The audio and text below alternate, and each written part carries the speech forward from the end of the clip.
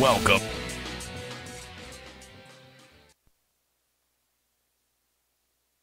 Now it's time for Straight on the Point with Jesse T. from some undisclosed location somewhere in the world. Now, ladies and gentlemen, here's Jesse T. Now it's time for Straight on the Point with Jesse T. from some undisclosed location. No, let it go. I like it somewhere twice. in the world. I don't even get it once anymore. Now, ladies and gentlemen, here's Jesse T. Man, I got it twice in one day. I'm happy. I can't recover that fast, though, you know? What are you trying to do to me, Lee? That's Big Lee Baby Michaels right there. Thanks a lot very much, man. Good to have you along with me. Jesse T. It's the Jesse T. Show. The Brown Beauty is back on duty. Oh, now he's adjusting the cameras. That's right. He's got to get that beautiful face of mine there. Thank you very much. Oh, yes, beautiful. Hey, can you hit that button over there and put that special code in? There you go, because we kind of got a little bit delayed on that there. I was traveling down the 405 freeway today like a maniac. I got on Sawtell. You got to kind of hook it up. You know what I mean? You know, right there. No, it's already ready. Just hit it again. Hit it again. There you go. See, I'm teaching. There. 4234 is my special code for iPad, just so everybody knows. What the heck? There we go. I don't care, you know, because you're not going to get anything. Yeah, that's right. Absolutely. It's right. No, you got to kind of push it, slide it over. No. Slide down below. No, you did it wrong. Oh, God, now you're all messed up here. See, I'm teaching Lee how to, no. Hit your story. Okay, there we go. Hit your story. There we go. Okay, back off on that there. Oh, my goodness gracious. No, that, yes, back there. There you go. Now, hit the X. I'm teaching him how to do Instagram right here. Now, slide the normal live. Slide it.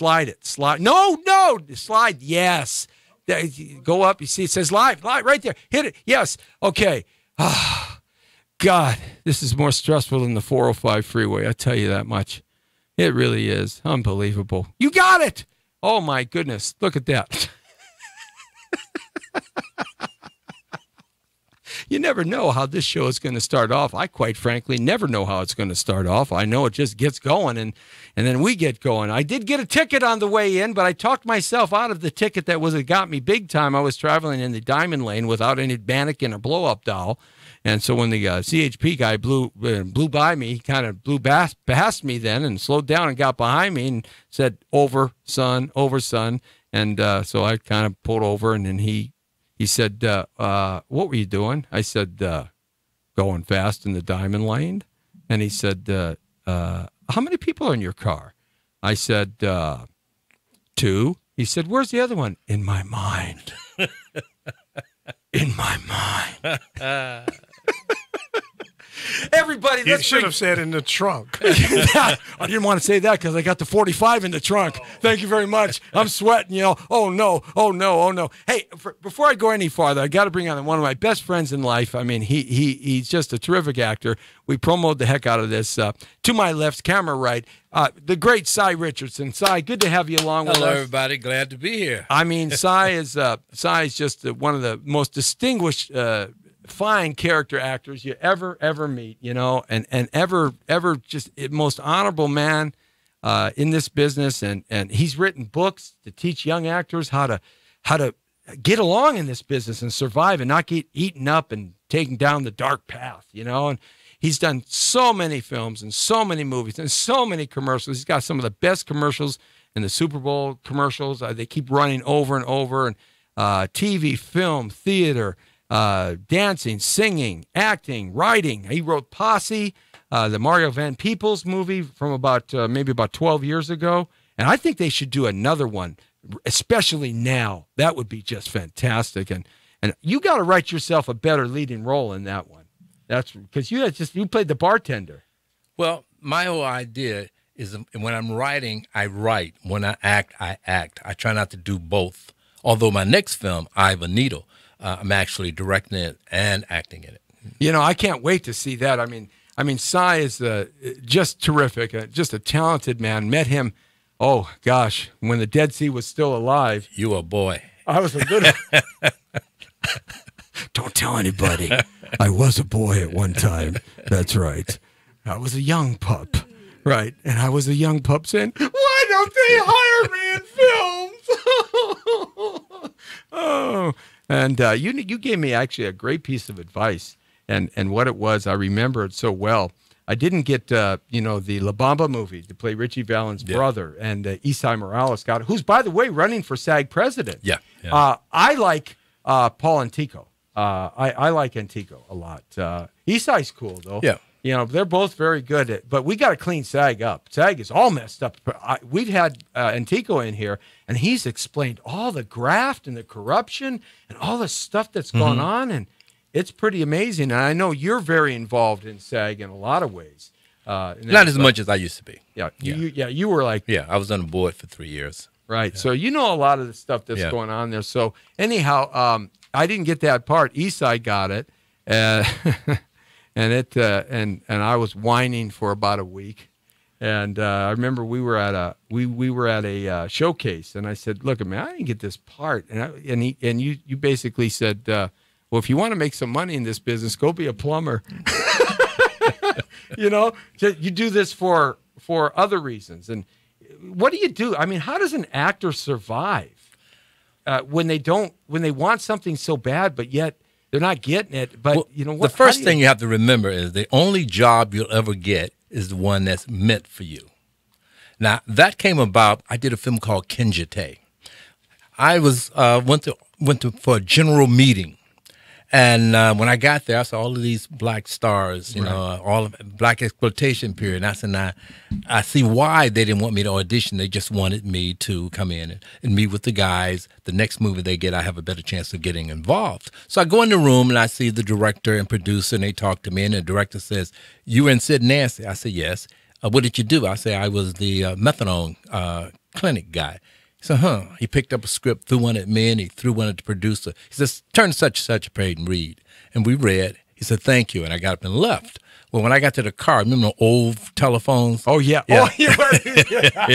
Yes, old telephones. It was ringing, and I picked it up. My agent Big said, square one, right? My agent said, "I got to meet your God." I said, "What you mean?" He said, "They just hired you to be in Kinjite." And so I'm sitting in the car thinking, I said, that's it. The only job you'll ever get is the one that's meant for you. All of these stars were sitting in there. It wasn't their job. It was mine, Amazing. And all I have to do is go in and do what I do, because I have something no other actor in the world has. You. Me. That's it. Right. See? So it takes time for somebody to learn that. I know I came out of the radio business, and I've done a lot of things on stage and stuff, but what happens to you is, when you first start in this entertainment business, whatever your thing is, you try to be what it is that you want to be. Like if you're a singer, you try to be a singer, someone that you knew or you emulate, that you really found inspirational. You try to be like them, and it doesn't really work. And then somewhere down the line, something happens that you realize, well, wait a minute, I just got to be me. And when you realize that, it's a freedom, isn't it? Yeah. Because then I don't have to compete with anyone. Right. I just bring what I got. Yeah. Yeah. It's like a potluck. When you go to someone's house for a potluck, you bring a dish that you like, that you want to eat. You don't sit there and say, well, now, the host might like this or want that. You give them what you like, and that's it. And that's what I do when I go on audition. I give them exactly what I got to give. You either like it or don't like it. It's okay with me. Yeah, you got the job when they eat all your food. That's right. But you don't got the job when all the other food is eaten and yours is still there at the potluck dinner, right? Yeah. Well, that's like... But then I'd take it home and eat it later, so what the heck? Well, that's like this series I did called Pushing Daisies. Oh, that was a great series, by the way. This was on network TV. Yeah. And you're going to tell a story about it, but I remember when I was cruising around the TV and I saw you and I went, ah! That's Cy, man. He's on network TV pushing. That was a very popular series for a couple of years. Yeah, and you played a great part. That was a terrific part, by the way. Yeah, but see, what it is that I went on this audition, and I had one line, and the line was, and that was it. Yeah, and so next thing I know, they were calling in saying they wanted me to be semi-regular in this show.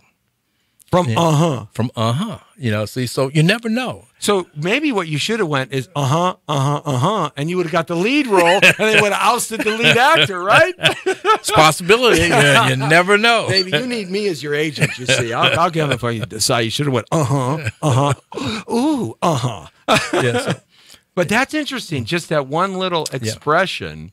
They saw what they needed in that character. You know, it's so true that when you're a talent and you're an artisan and you're doing something, it really doesn't take much. Like they say about painters, one stroke of the brush can change the whole picture. and it does. It really does. Because you paint too.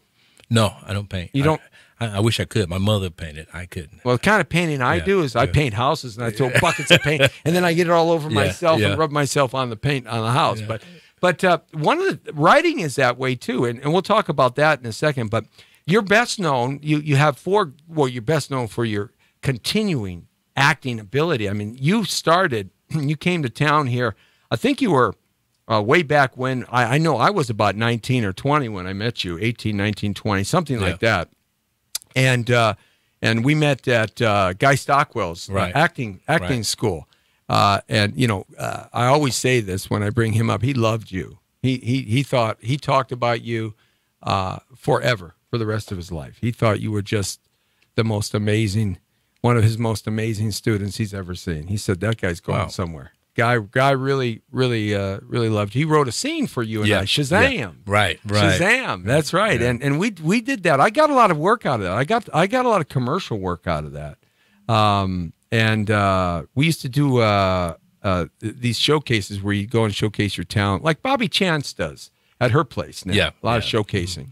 And nevertheless, I got sidetracked there for a second. One of the things that that you've been around a long time and you've continued to work on a regular basis.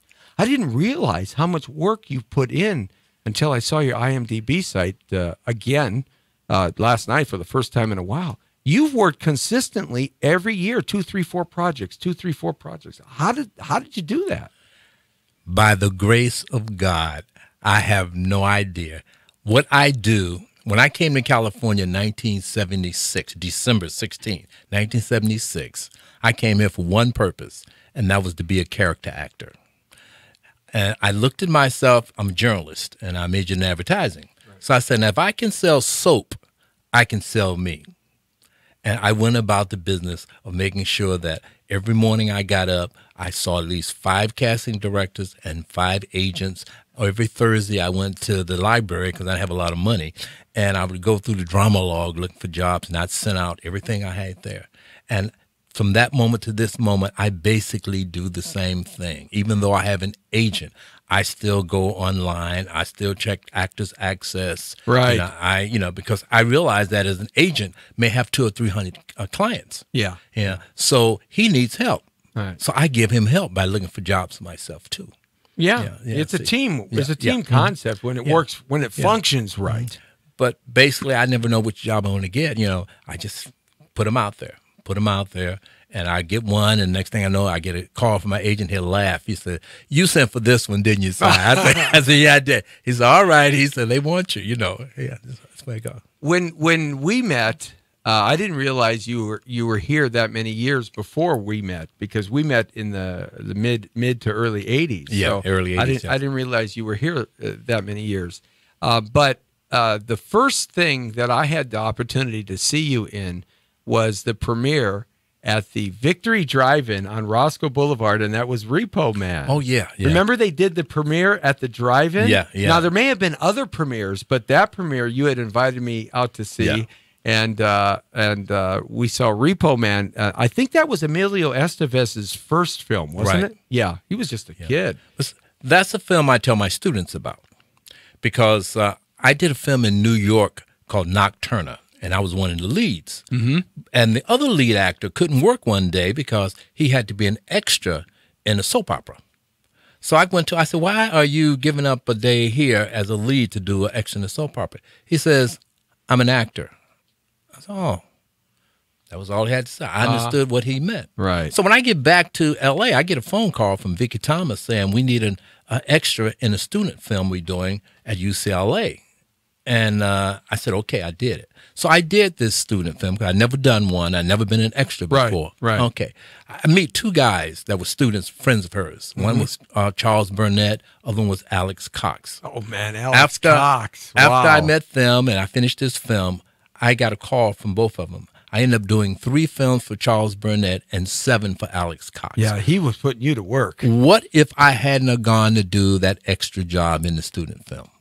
You wouldn't have never got the opportunity. Like Olivier said to one of in his autobiography, he said an actor is always working. Whether you're an actor, you sing, you dance, you paint, you sculpt, you read, you write. Always be doing something in the artistry form of performance, and you never know where it's going to go. So that's that formula in action right there. Yeah, well, my Bill Oakley, I worked at a dinner theater in Colorado for a year and a half, singing and dancing. Yeah. And he would always say, an actor is not an actor unless he's acting.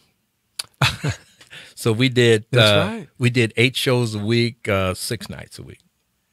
That really, you cut your teeth on the boards, didn't you? Yeah. I mean, that really allows somebody to be improvisational, because little things come up when you're in front of a live audience that you aren't suspecting, and you have to get back to the story in some ways, or another actor may miss their mark, cue, miss their line, and you got to get back to the story. So that you really learn how to cut your teeth there. Oh, yeah. Yeah. And with this theater, we were allowed to improv. We could stop and start talking to someone in the audience and come back to them. Oh, really? Get out of here. Yeah, it was really, really fun. I learned a lot there. Yeah. That's sort of like those murder mystery theater productions they do where they involve the audience, the whodunit kind of thing. And that's a lot of fun. The audience really loves that engagement. And when Bill Oakley hired me, he asked me one question. He says, if you're on stage working and someone look up and see you because they're drinking and so forth, and says, what is that N word doing up there? What you going to do? And I smiled and said, just keep acting. So you got the job. Yeah, there you go. Wow. You know, that was a perspective that was kind of ahead of its time. Yeah. You know, in terms of the concern of what do you do with something like that? Jump out and jump on the table and hit the guy with his own beer, or what? Right? Yeah. You know, how are you gonna do that? But you're there to perform and entertain, and that's one of the things that you've kept yourself pretty clean away from, this political repertoire that everybody gets into, especially actors these days. They all have a political statement about something. You've kept yourself private in that area and kept yourself clean in terms of you go there, you work, and you do the job. I'm a Christian. You know, I follow Christ. I work, and you had a lot to do with this. Remember when you asked me to go to Actors Alley to do this scene with you? That's right. And I ended up going in and doing 3 plays with them. Right. Well, the play Working. I'm after the play was over, I walked outside, and he was a lady out there, little old lady, and she was crying. And I asked what was the matter. And she says, I spent 30 years of my life taking care of family and working, and what I really wanted to do was be an actress. Now that they're grown and gone, I can now pursue my career as an actor because of what I saw you do on stage. And I said, thank you. So then I realized that my job as a Christian actor is to entertain, inform, and minister. I never know when I'm ministering, but I ministered to her. You know, and that's what happened. I thought about myself. I've seen movies, and certain things happen in movies make me think about my life and what I'm doing, and they're ministering to me. So this is what I do. I put that's out front. I'm an entertainer. I inform and I minister. Right. Yeah. And you come out of the gospel theater as a kid. I mean, you started when you were 12 years old. You had a lot of gospel in your life. Oh yeah, because my father was a gospel singer, and I sung. I sung up until, well, I say 29, but not really, because when I went to college, I was taking trumpet lessons with the band, and I was a 4th trumpet player, so he stopped me from playing trumpet and told me that I was going to be the vocalist for the jazz band because I couldn't play it. You even had a record out. Yeah, I got it's on YouTube. Yeah. Little June and in January. It's Over the Feeling. Yeah. Yeah. Yeah. Absolutely. Yeah. It's amazing. And, you know, I did a project with Elvis Costello, too. Oh, did you really? Tell me about that. Yeah, we did a thing called town called Big Nothing. We did a film called Straight to Hell. That was my first lead film, and it's called Straight to Hell. And he wrote this song. Elvis Costello's a cool dude. I interviewed him is. 2 or 3 times when he would come through town. Yeah. When he was coming through town in the first popularity of his time. Yeah. And you know, that was 25 years ago. But he was really cool to me. Real good guy. Yeah, he's a really nice guy. Yeah, really introspective about a lot of things. You know, he kind of got into some deep stuff, and he likes to take it that way. You know, in that respect. At least my relationship with him and that idea. Well, that's an interesting angle, because that leads into before we jump into that the Alex Cox movie, the one that really put you on the scene and has become a cult favorite, and that's Repo Man. Yeah. And you played Little, I think it was, or what was Light. the name? Light. Yeah, Light. yeah. It was Light. And that character, everybody knows that character. That one scene that you did with Amelia. What was that scene? How did you guys put that? How did that come about, that one scene with the gun? Oh, you mean with the car? When I drove with the car? Yeah. That was all improv. Was that all improv? Yeah. Alex told me, he says, well, figure out what to say when you get there, Si. And I went out, and I'm driving up, and I get out the car, and I looked at him, and that's what came out of my mouth. You know, that was the greatest scene. Yeah. And then it's filled full of blanks. Yeah. I mean, you know, you thought you were throwing down a 45 down yard, but now it's filled full of blanks, and that was just the irony of it. But the comedic value in there at the end was great. Probably comes from your comedic background. Yeah. In that respect. So that movie kind of put you on the scene with Alex Cox and all the movies that he did. Straight to Hell was one of them, right? Yeah. That was another one. Straight to Hell, Walker, Winner. Yeah, Walker was interesting. That was very good. Yeah, that's the one we did in Nicaragua. Yeah. Yeah. What was it like shooting in the jungles of Nicaragua? Very peaceful, although there was a war going on in the mountains at the same time. That's about the time they were having that civil war down there. They were fighting in the mountains, and we were fighting in the valley. And so one day, a Russian helicopter came down on us, you know, and we all froze. And no one said a word, and Alex forgot to say cut. He just froze. These 2 guys get out the helicopter, and they say, who's the director? And Alex says, I'm the director. And he says, well, we're through with our 6-month tour. Do you need any extras in your movie? Russians, yeah. huh? No, they were Nicaraguans, but they had a Russian helicopter. Oh boy, that big kind of praying mantis helicopter that comes down. That's a scary sight. That was the funniest thing when he said that. That is because they only fought 6 months. Then they have 6 months off. Then they go back 6 months. Oh, so this was like a job, right? Yeah, yeah. And it was really weird because we went to dinner at this lady's house, and her nephew and her son.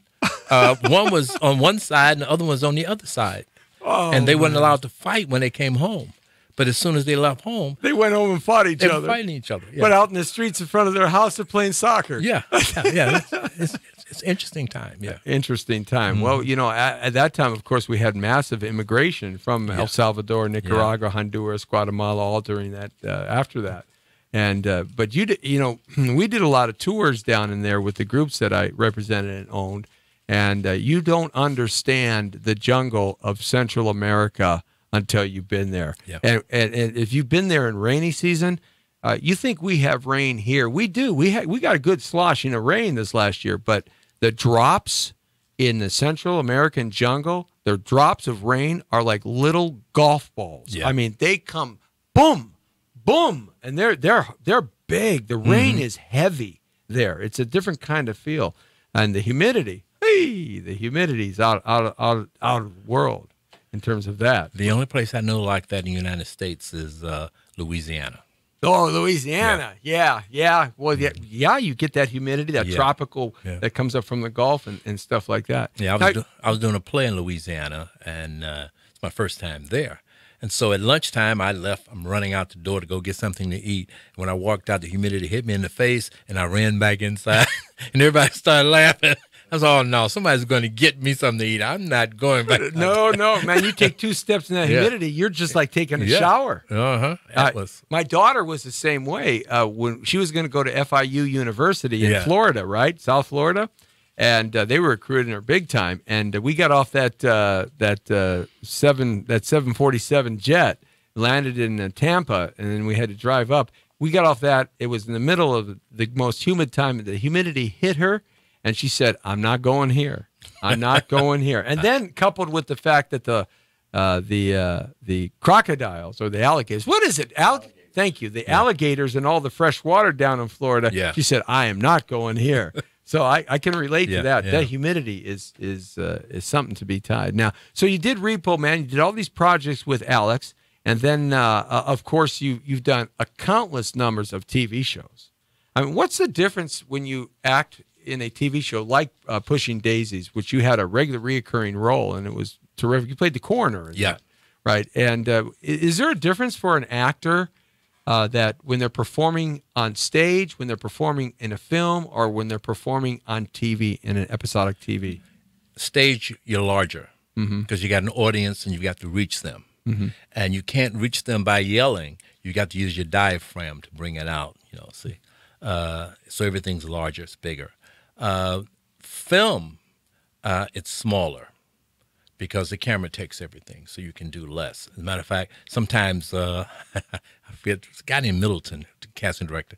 I read for him, and he looked at me and he says, you're either the worst actor I ever seen or you're a genius, because nothing about my face moved except for my mouth a little bit. But it was a film, right? And that's what, and that's just one little eyebrow or something. And TV, you're more animated because TV is small. Yeah, TV is smaller. Yeah. So you can be a little more animated on TV. Yeah, that's what happened to me. I couldn't book a TV show, so my agent sent me to audition for the new Adam 12, but she told the casting director to critique me because she had to figure out what it is. I had been on over 50 TV shows and hadn't booked one. Right. So she explained to her. Wait a minute, stop right there. You had been out to 50 TV shows reading with your resume, and you didn't even book one. Didn't book one. See, that's saying something right there in terms of your perseverance and what you knew you wanted to do in life. Well, that also came from an old man. The guy I did my first film for, Cinderella, and I was writing a play, and he told me, he says, it's going to take 100 no's before you get a yes for being published. So I took that as from an acting point of view too. I figured it'd take me 100 rejections as an actor before I get my first job.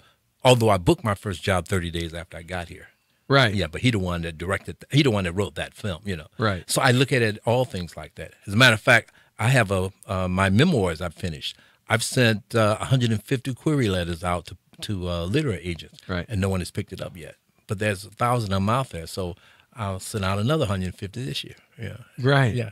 See, that's the refreshing attitude that you always brought to the game, and that's what I loved about you when we first met. You just had this no fear, no thrills or frills. I mean, you just knew how to attack what you wanted to accomplish, and you had no fear, but you did it with such a wonderful, positive attitude. That's you, man. I love this business. Yeah. I love the auditioning. The rejection doesn't affect me. I just love it. I enjoy it, see. Yeah, it drove me crazy. Not the rejection. What drove me crazy about film, because I did TV, soap operas and commercials and tons of voiceovers and stuff like that. I mean, but I never got a lot of film, maybe 12 or 13 films I've done. But what it just drove me bananas about, not being able to lock something down in the film business. But, the film business has really changed on how an actor gets a job and the amount of work that's out there now being produced that they're looking for actors. I mean, can you imagine all the technology today for an actor that they can use to get on web series? I mean, that's got to be exciting for you now. Yeah, I just finished one called Lack Family. we'll see how it turns out. So many different avenues now, rather than just the old drama log, right? So many different avenues, and you can have you experienced this where you send in your audition? I do. This where you have this set up, right? When I walked in here and saw this, I thought about, maybe this is what I need to do to finish this sending in self-tapes. Right. Yeah, because none of my self-tapes seem to work, and I do it with the camera in my computer. Right. So I'm thinking maybe I need to use a small camera and do it that way. Yeah, well, the quality is really great. Yeah. When you look at the quality with one light and all of that. But I have a friend in Louisiana. He books all his jobs like that.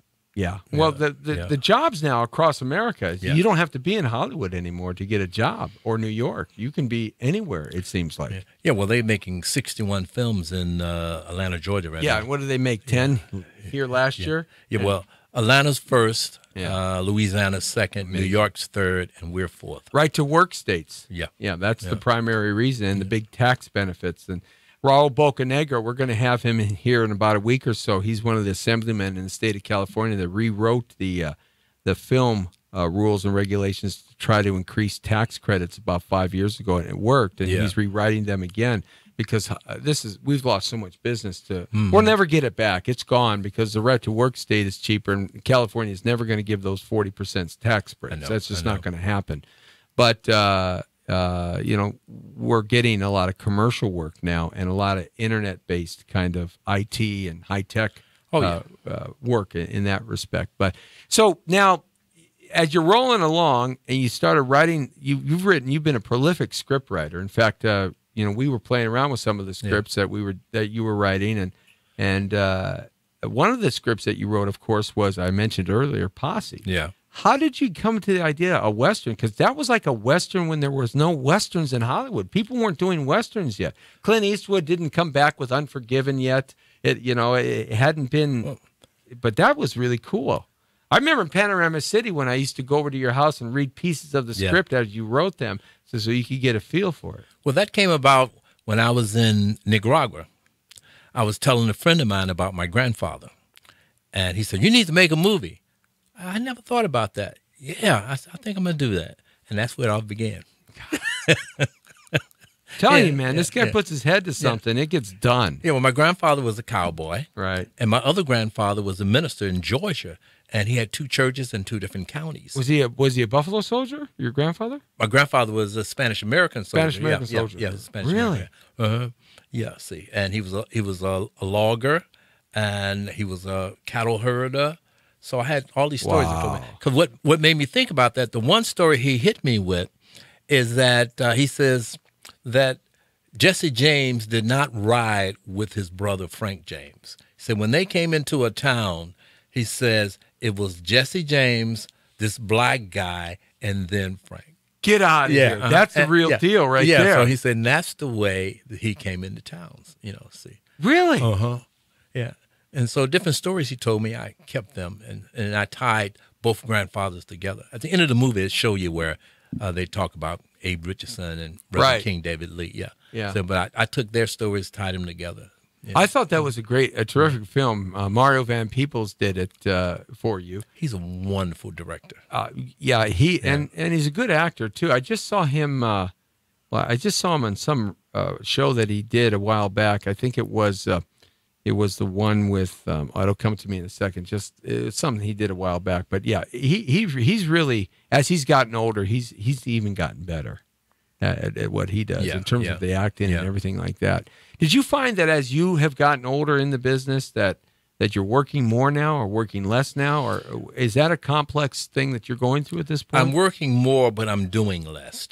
What do you mean by that? What I mean is that in the younger day, I would be in a film and I may work 3 or 4 weeks, 6 weeks. Oh, okay. Today I go in, I work 3 or 4 days a week. So you're getting the more of the character parts that are smaller to fill? Yeah. Like the last 3 films I did, in the first scene I died. It was funny. So I was telling another friend of mine, he said, me too, Si. I said, what happened? When you pass 60, they just kill you off right quick. I said, guess so, but we're still working. Well, I die every day on the TV and radio here, so, I'm used to dying. But, you know, that's an interesting point because as you do get older in this business for men, you do have the opportunity to work more than women. Yep. Women really get typecast down, but that's changing now with movies like Wonder Woman and the empowerment of ladies. That is really changing the dynamic of that in the industry. And you're like the third person to ask me about my Western because, you know, it's a female Western. Yeah, I love the idea that you were talking about that. I think a female Western, you need to do another Western because Westerns are coming back. Parts of Westerns. We're not going to have 600 like Warner Brothers used to make in John Wayne days. But once I finish these 3 projects I'm working on, then I'm going to try pitching it again. Yeah. Well, you got to let me help you pitch it because I'll pitch it. Yeah. I'll pitch it. I'll come on, man. You got to give me paid, okay? By the way, thank you for sending that to Ryan. Mm-hmm. And she's got it. You've got a feature film you're directing. You're the director of this feature film, and it's about soccer, right? Yeah. Mm-hmm. It's called The Beautiful Game. Yeah. And so what I did was change one of the characters to fit her. Yeah, that's terrific. Yeah. To make that work. But it's a good story. It's based on a true story. It's a book called The Beautiful Game. Mm-hmm. Yeah. And so this is what we're doing now, and it's about youngsters. From 8 years to 12 years old, right? That play soccer in Rosarito, California. It's an interesting story. Ryan went down to Panama because she does a lot of things, but she was down in Panama shooting this video. Then she went back to Belize because they had brought some little kids over from Belize to Panama on the beach to have them be a part of this kids scene. And they wanted not just Panamanians, they wanted some Belize and Salvadorians, and they wanted kind of the whole mixture of Central America in this ending scene of this music video.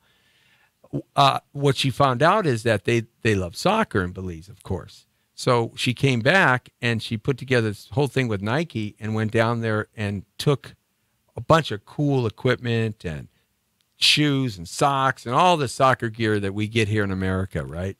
And she took it all down, had it shipped down, and then she went down there and she put on a 2-week soccer camp. The first time in the history of the country that anybody did a soccer camp. Yeah. These kids didn't even have shoes. They didn't have a ball. They were kicking any round thing that they could find as a soccer ball. On hard ground and rocks, and it was just really moving for her, and it gave her another impression as to how the beautiful game can change lives worldwide, and it really can. So I'm looking forward to that, and I just want a job sweeping up the floor after you break down. Okay. But what got to me was that after doing the research and writing a script, I realized that to soccer players, it's not a sport. No. It's a religion. It's an absolute religion. It really tripped me out. You know, I never realized that. Sort of like acting is a religion for you. It's not. It's what you do. It's part of you. Yeah, soccer, unlike a lot of other sports, it hits core to a lot of people because soccer is a world sport, and not only that, it's in a lot of countries that have nothing. Yeah. That have nothing. America, we're lucky, and some other countries are, but most of the countries in the world that play soccer or football, as it's really called, football, they have nothing. Yeah, because we didn't get a soccer team in Chicago until the 60s. Yeah, the Red Stars. Yeah, Ryan is third string on the Red Stars. Oh, okay. She works out with them in Chicago. They asked her to come on down. Yeah. But nevertheless, so now you got into the writing, and one of the things that I think was one of your masterpieces was this book that you wrote about how to help actors stay focused and yet be Christian in this business, because that is a oxymoron in a lot of ways for this business with all the weird stuff that goes on that you know about. What inspired that book? And, I read it, and some of the stuff in there, it works. It keeps you focused and straight on the point. An actor's spiritual armor. It's a great book. Yeah. I taught for like 14 years. Yeah. Yeah. And so had I known that, I would have, because I was doing something else during that time. Yeah. Had I known that, I would have just come and gave you a hard time in class. I would have been like your world's worst nightmare. No. Yeah. See, so that's how it came about, because young people, when they come to L.A., you end up becoming their surrogate father. Right. Male and females, and things they tell you, things they need. And I was giving them advice and how to go through this and how to go through that. And that's when I realized that if I write a book, it could help them, to stay on track. See, because people talk about casting couches and all this kind of stuff. Yeah, right. It's there. Yes. But the most important word in the industry is no. I was just going to say, I knew you were going to say that. Yeah. See, and this is hard for them to understand because they want the job. See. They want the job, and they dangle it like a piece of cheese in front of you, and you have to say no. We're involved in the human trafficking thing for some time now, and a lot of this stuff is at epidemic levels in our country, and a lot of it here in Hollywood, with some of the things that go on with some of these entertainment people at the highest order. It's really disgusting. Oh yeah. And one of the goals of CAUT is to go after some of these people because quite frankly, I don't really care. I don't care what they do.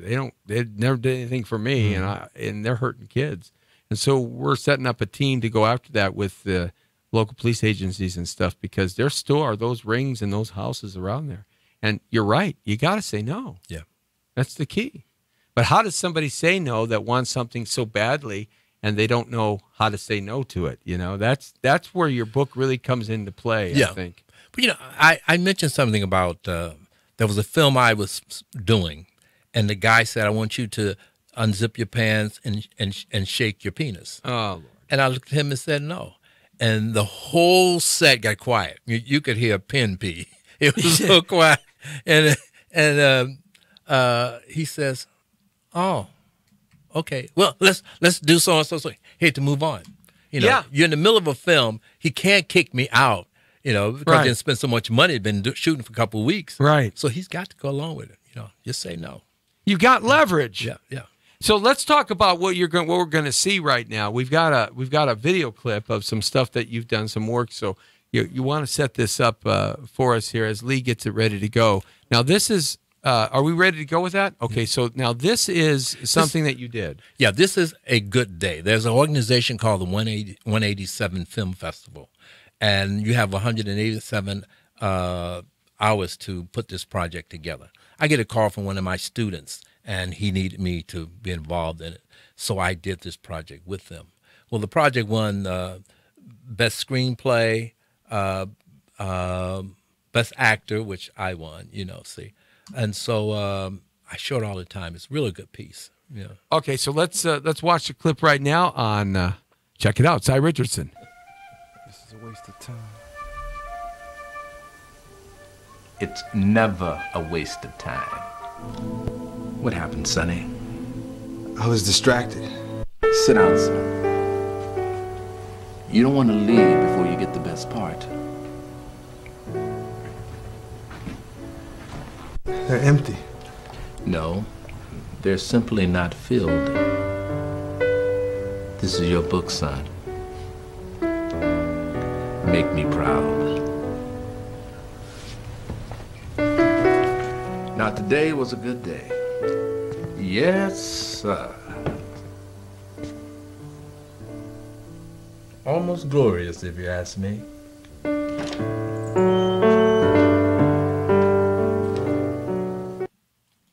That's pretty powerful, man. That's a powerful scene. Do you know what my character is? I would say it's either an angel, God, or it's right. it's his father coming back to help him. God. Right. Yeah. That's beautiful, man. So when I talk to young people about the business and they want to know why I never wanted to be a star, I always wanted to be a character actor. And I told them, I said, because as a character actor, so far, I've played everything from a fairy godmother to God himself. So, so I have nothing, that I've missed, and I'm enjoying my life. I mean, look at when you look at your filmography here. I mean, You've got 3 projects out or in post-production now. 5th of July, Yeah. Which is coming out sometime here soon. The God of Death, and something that's been already released, Messages from a Mistress. I mean, that's just so far this year, and there's even more. I mean, 17 has been a big year. Vagabond, Like Family, the TV series Like Family. Yeah. That was fun working on. Oh, yeah, yeah. Mhm. I mean, that the Like Family series is really kind of a cutting edge kind of series, and so you got to play several times on that. It must feel good to get a call back when you're on a TV series and they call you back. You're kind of thinking, your heart pounds. Oh man, maybe they're going to write me in for the whole thing. I never think about that. Really, you don't? Come on. No. Really? I just go in and do the one I'm supposed to do, because that's all that's important. What's important is this moment here. Yeah, and whatever happens after is okay, one way or the other. It's It's like we're not talking about it, about commercials. Right. I went out on 100 and some commercials before I booked one. Yeah, and then you booked one of the greatest commercials of all time for a super. Not only did he book a commercial, folks, Cy Richardson, he booked a commercial that was not played on late night TV or on Saturday afternoon. He books a commercial that's played in a Super Bowl game. So all those commercials are the most watched in the world, and everybody kind of watches the commercials as much as they watch the game. And it won all kinds of awards. Tell me about that. That's a great commercial. It was the second best Super Bowl commercial of 2008, and it's the 4th best Super Bowl commercial of all times. It's unbelievable. Yeah, it is unbelievable, because I came here to make movies. Only reason why I started doing commercials and TV, because I got married, and I said, well, I got to take care of this woman, so I better add some more work to it. You got to add some more. Well, let me tell you, I know what that's like. I've been with Mama T for 28 years and known her since I was 15. Yeah. So, and so I sang at my wedding. Yeah. Way back then, and so I mean, it's just terrific. That commercial is the Federal Express commercial, correct? Or is it? FedEx. FedEx. Yeah. That's the one. You got to go check it out. Bring it up. It's a hilarious commercial. Your double takes on that, or your deadpan is what sets it up. So I mean, when you look at the stuff that you've done, Faith of Our Fathers back in 2015, Benched, Sweethearts, Future States. You did the NCIS series back in 13. That was fun. What was fun about that, besides working on it, is Harmon. I could walk home from the studio. And so everyone who came in there, I would tell him, hey, I can walk home from the studio. He says, you said it one more time. We going to have you walking home now. Because everybody else got a long ways to ride because it was in Santa Clarita. Yeah. Oh, yeah. Yeah, see, and so it was exciting to me. That I can literally, after 40-some years, I got a job where I can walk home. That's right. You're making everybody feel kind of, I know your personality, man. I know what you're doing. Absolutely. You did a lot of TV, but you did some shorts, too. Doing a short film is something that we're seeing more and more of today in Hollywood. Yeah. In fact, there's festivals just feature short films, and you did something called Restoration. Tell me about that. Oh yeah, that was about this guy who's trying to get his life back in order. So he came to talk to me as his psychiatrist, and I explained to him how he had to change his life by quit putting everything on him. In other words, what it is that we as young people, we think everything is about me. But once you release it and help others, you'll find that your life seems to grow and to move on. And that's what it was about. It seems like some of these projects that you do really emulate what you write in your books. Yeah. It's kind of profound in that way. You write this, but some of the scripts that you get kind of are telling folks what you tell them to help in the mentorship part of it. Yeah. So I'm assuming I've been branded. I think you have been. Dukes of Hazzards, the beginning, you did that film with the Daisy Dukes. Yes, baby. Thank you very much. And it goes back and back. You did Dragnet, the TV series, when they tried to revamp the Dragnet TV series. That's another point in my life that I still haven't conquered. I have yet to do Law and Order SVU. That's right. That is Yes. my favorite show of all Oh time. yeah, that's crazy when you can play on your favorite show. Isn't that the Yeah. greatest? So I've done 3 Dick Wolf shows. 2 of them were series that didn't work. Uh-huh. And I've yet to get a chance to do that one. You did Ring of Fire, Blood and Steel back in '93. Yeah. I mean, we're going back and back. If we Gabriel's Fire TV series, I remember that. Yep. I remember that, and I mean, we go back farther. I mean, To Sleep with Anger, Falcon Crest, Mystery Train. There's the Conjette movie that you talked about Charlie back. Bronson. With Yeah. Charlie Bronson. I mean, what was it like working with Charlie Bronson?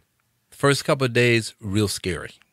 Really? Because he's so mean looking and he didn't talk to us. And so we're outside one day eating, and these kids ran over to me and they wanted my autograph and so forth, and I'm signing an autograph. He comes, put his arm around my shoulder, and he says, "Si, don't sign autographs unless you put their name on it too." He said, "Otherwise, they're going to sell your autograph at conventions." Oh. I said, "Oh, okay, thank you." And then I found out the reason why he was so hard when we first started working is because he's the good guy and we're the bad guy. And he's a method actor. And so what happens is that he don't want the audience to see that he do like us or care for us in the film. So he has to constantly keep that. So because of his theory and his application Right. of how he learned how to act. Right. I would hate to be on the bad side of a method actor named Charles Bronson at home on a Monday night when he's pissed off because the bills didn't come in the way he thought they would be. He'd be carrying that character home. Forget it. Thank you. I think I'd move to Tahiti for a week. Absolutely. Sid and Nancy, the Sid Vicious story, and that was a terrific film. Sex Pistols, of course. Yeah. So you've run the whole gamut of films and characters that you've been able to accomplish, but you have a whole side to you which a lot of folks don't know, and that's ministry. Yeah.